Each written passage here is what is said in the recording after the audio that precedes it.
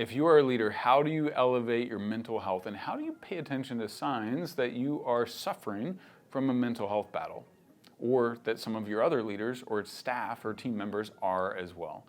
Well, I was flying home from an event and I was watching a LinkedIn special on airplane TV. And guess what? They said CEOs are twice as likely to experience mental health challenges or depression. That was crazy. That blew my mind.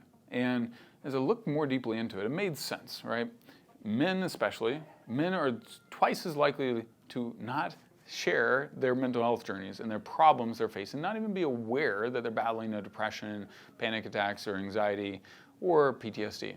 Because we're men, we're not supposed to share our feelings. Shame often is our greatest fear. We don't want to experience shame. So that means if I share that I'm struggling with depression with my spouse, with my boss, with my team members, whatever, you know what? I'm probably to experience shame. And that's a challenge, right? We want to be healthier. And that's one of the biggest things I see when I'm working with leaders is when I create a safe space for them to share, and then I help them recognize that it's actually not shameful to share that, hey, you're battling some mental health issues, then they feel comfortable and they feel safe. And so as a leader, you want to create that space for yourself and for others. Because when you are battling mental health, what it means is you have blocks. It's like your potential is up here, but now you got a block right here, and so the highest you're gonna go is right there. Because it's an energetic block. When you're in depression, when you're in PTSD, it's literally an energy suck. It's like a drain that's pulling you down back into the cycle of untapped potential. And my wife's mental health journey, and ultimately my mental health journey, I had a little bit of mild depression in 2021. I wasn't even aware of it. I thought it started occurring to me towards the end that I was like, yeah, maybe I was dealing with some depression. And because in depression, you often feel hopeless. You feel like, oh, this is never gonna change. I don't know if I'll ever be able to get out of this cycle. And I was feeling that because we were exhausted. We had just had a baby. My wife was in a deep mental health crisis. And I didn't know if we were ever going to find a solution. I had hope. I was not going to give up. I was at my wit's end. Eventually, obviously, we found hope through, I'll mention a couple things. Somatic psychotherapy, which is different than CBD. Somatic psychotherapy lets you get connected with your body, which is a huge part of depression and mental health. Second thing, we did neurofeedback. Really, really helpful for reprogramming your brain to be more flexible from a rigid or inflexible state, which helps with anxiety. My wife at the time was having 3 to 4 panic attacks a week, so that helped reduce those panic attacks.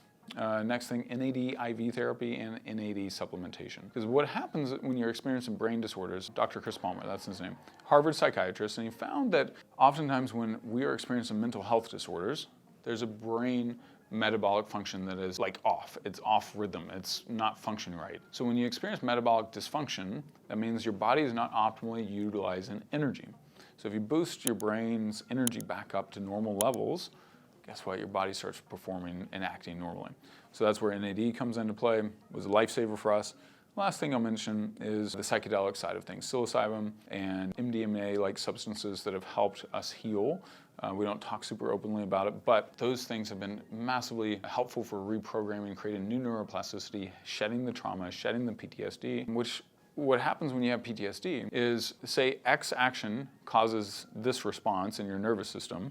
Think, PTSD was coined and determined as a real condition in 1983, primarily because of the push of Vietnam veterans that were all suffering, right? A loud sound triggers this response, okay? Triggers that nervous system memory. And literally your body secretes chemicals like that's happening again, like you're in a war zone, or you're being abused again, or whatever it is, right? So when you experience that, your nervous system continually gets hammered. And if you want your nervous system to feel alive, to have space and capacity to heal and to restore itself back to optimal state, yes, you gotta either reprogram that or remove yourself from any triggers. Well, for example, my wife, crying baby would trigger her back to her childhood. We had a daughter, we had a toddler, right? That toddler is gonna cry. There's no getting around that. What are you gonna do? Well, we gotta change the programming. That's where NLP, that's where all this other stuff that we're talking about comes into play.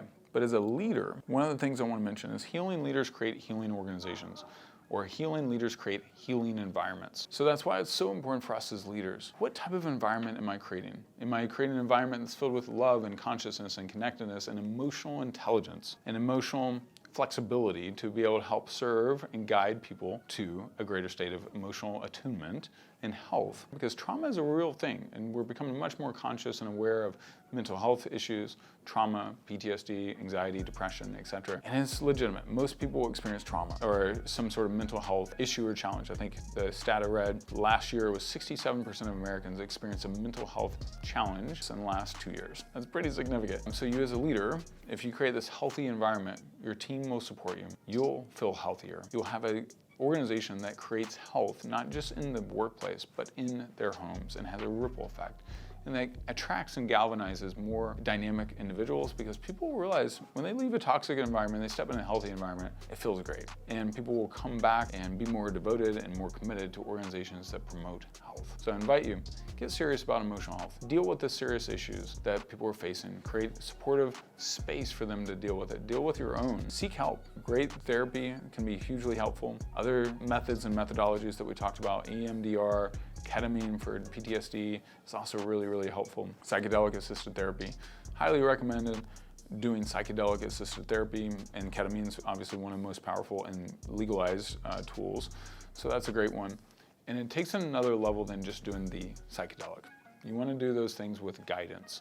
And then when you go and revisit those old memories or those old triggers, what happens is, because you're in a different state and a different emotional connection, those memories now are recreated with a new neuro association. So now you have a whole new pathway, and you don't get triggered in the same way you were before. That's why it's so powerful.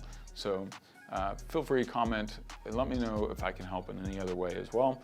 But I'm really passionate about mental health, because I feel like if you don't have mental health, then you're not able to perform anywhere close to your highest levels. You're dumbed down. You're a dumbed down version of yourself. So get serious about that. Leaders, get serious about creating healthy environments so that your people can rise to their greatest level of potential.